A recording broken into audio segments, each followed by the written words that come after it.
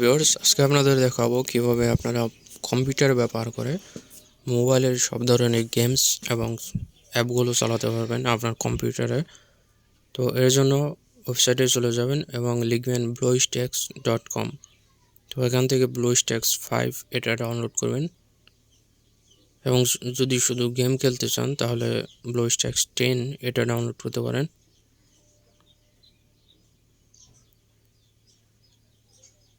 Download করা complete হয়ে গেলে এটাকে ওপেন করবেন এবং ওপেন হওয়ার পরে ভিতরে আরও কিছু ফাইল ডাউনলোড হবে, ওগুলো ডাউনলোড কমপ্লিট করতে হবে।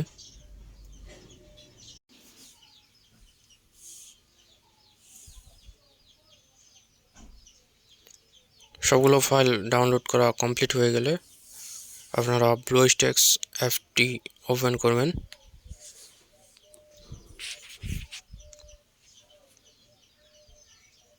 এবং ওপেন হওয়ার পর এই ধরনের ইন্টারফেস চলে আসবে, যেটা দেখতে অনেকটা ট্যাবলেটের মতো।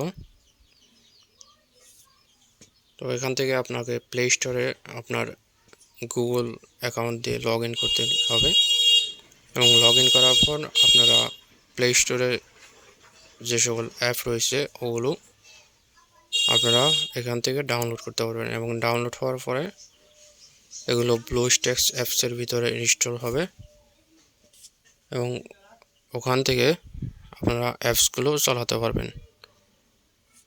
এখানে সব ধরনের অ্যাপসই পাওয়া যাবে, আপনার মোবাইলে যা যা পাবেন সব ধরনের অ্যাপস।